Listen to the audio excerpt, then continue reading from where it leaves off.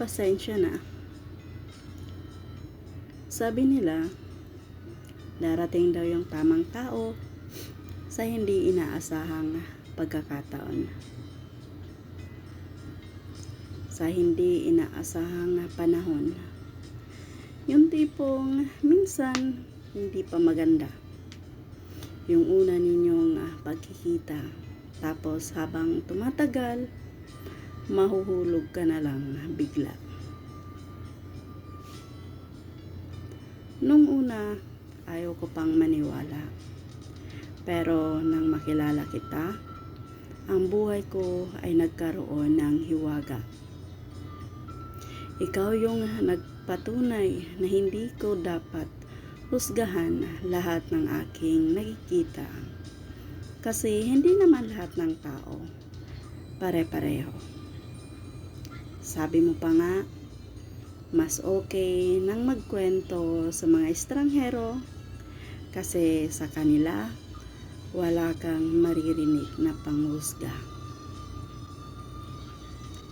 Lalo na noong gabi nga sinabi mong wala kang kwenta para sa iba.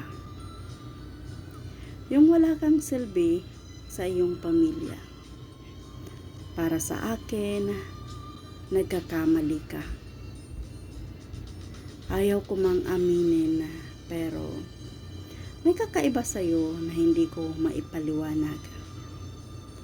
Na pagkatapos ng gabing yun, para bang magkaroon ako ng liwanag. Simula noon, hindi mo na ako tinantanan.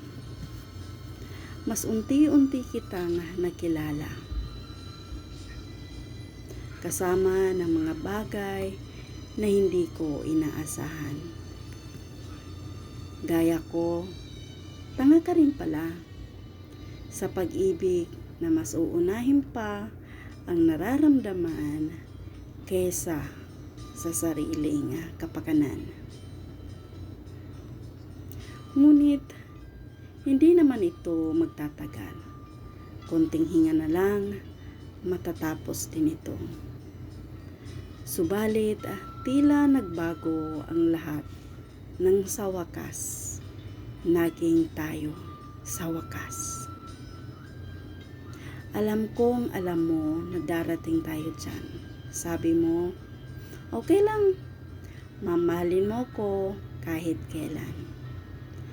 At nung matapos ang ilang buwan, linggo, oras, araw, na lagi nating kinatatakutan.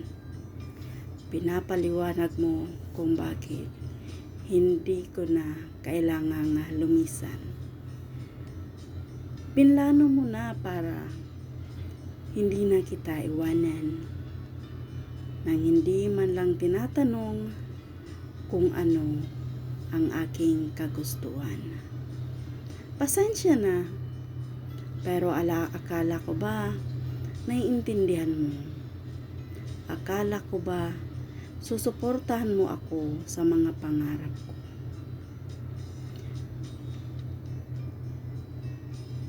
Akala ko sa mga ngayon ko lang pinili ang sarili ko. Bakit? Parang ako pa yung nagmumukhang makasarili sa'yo. Kung mahal mo ako, bakit pinapapili mo ako? Pasensya na, pero isa lang naman ang hangganan nating dalawa. Ayoko rin namang iwan ka, subalit ito yung tama. Ito na yung nararapat na dapat noong ko pa ginawa. Pero ako'y aasa. Aasa na kapag maayos na ang lahat, na kapag ang pagmamahal ay maaari nang maging sapat, na kapag nakamit na ang pangarap na hinahangad, ako'y babalik.